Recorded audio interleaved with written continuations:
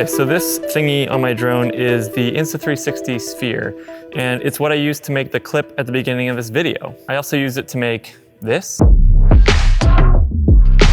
this,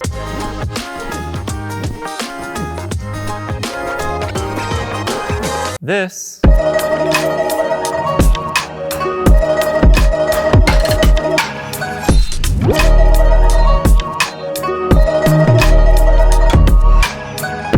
and yes, even this. That last one was, sorry. So I've had this thing for about a month now, and I have to say it's one of the most interesting pieces of camera gear that I've ever used. I have done something like this in the past, but I had to use a 3D printed mount to put a 360 camera on the top and a second 360 camera on the bottom. The drone would fly all wonky, and I'd have to do a ton of work in post to stitch the two cameras together. But with the new sphere, they've really streamlined the whole process in every single way. It clips onto your drone like this in about 2 seconds. You know, you take the protectors off, turn the camera on, hit record, and send it off. You even have access to all of the camera sensors that the drone needs to be able to use obstacle avoidance and fly really smoothly. So it actually flies kind of like a dream. So over the next week or so, I'm planning to release some explainer videos, kind of going into more detail about how I made those other shots from the beginning, because I think each one kind of needs its own explainer. But for this video, I'll kind of keep it more high level and just talk about some of the things I really like about the drone, as well as some of the quirks that you might need to consider just before taking off with this thing. So let's start with the build quality. I really like that they made this all one contained unit. They had a previous version that they made where it used a split camera from the 1R, and you had to slide the cameras in, you had to slide the brain in. There's just a lot of pieces, whereas this, you kind of just pop it out of the box, clip it onto your drone, and it's ready to go. Everything seems really rigid. The design is really well thought out so that you get the least amount of distance between the two cameras, which is really important. It actually uses the battery from the 1X, the original 1X, which I have a few batteries for, so that's kind of handy because I can charge more batteries, and I have 3 or 4 already. And then other than that, you got your power button here and your record button, as well as a battery life display on this side, so you know how much battery you have if you're not connected to your phone. Now there isn't a screen on here, so you will need to use your phone if you want to dial in your settings, but I found that the automatic settings actually worked really well for what I'm going to do, and we'll talk about camera quality later, and this kind of ties into that. But if you do want to connect it to your phone, I found it connects really easily.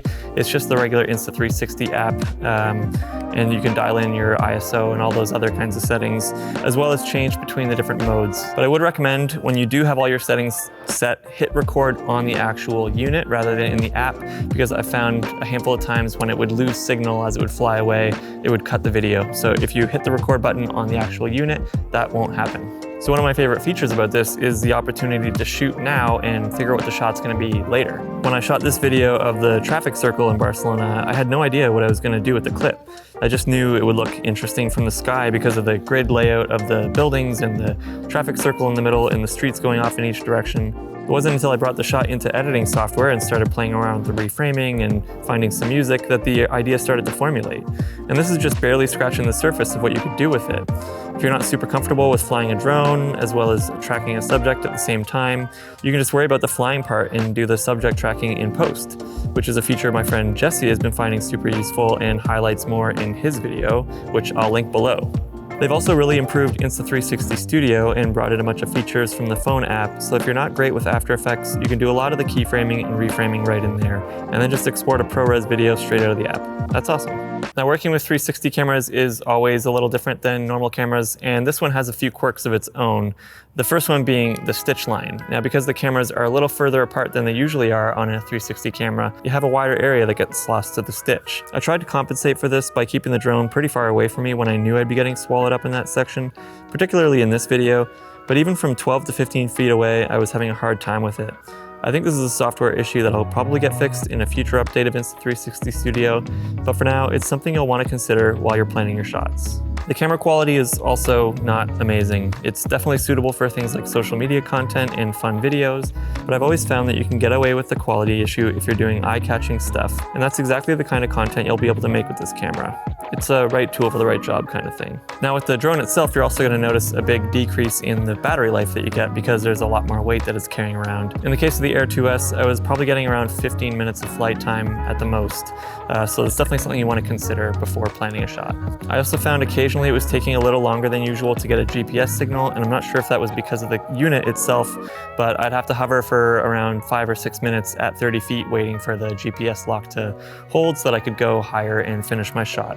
And when you already have a reduced battery life, that's something that you want to factor in. Always make sure that you actually hit record on the camera before you take off. You'll know it's recording when the little blue LED starts flashing red. Also, don't forget to take the lens guards off before rolling. Lastly, and this is probably a given, but you'll need to get used to hand launching and hand catching your drone with this, since the bottom lens sticks out more than the landing gear for obvious reasons. I'm kind of used to hand catching and I still managed to... Just be careful. So yeah, that's my quick hot take on the Insta360 Sphere, and like I said, I'll be releasing some more videos over the next week or so, kind of going into more detail on some of the shots I did. But overall, I really like this thing, and it kind of reinvigorated some creativity for me, just because there's shots that you can do with this that you literally just can't do with any other piece of equipment. So I'm excited to see what comes out over the next few months as this thing gets released into the wild. If you're interested in learning more about those clips that I made at the beginning and how to make your own, definitely subscribe, because I'll be releasing those videos over the next few weeks. Thank you so much for watching. That's it for this one, and I'll see you in the next one.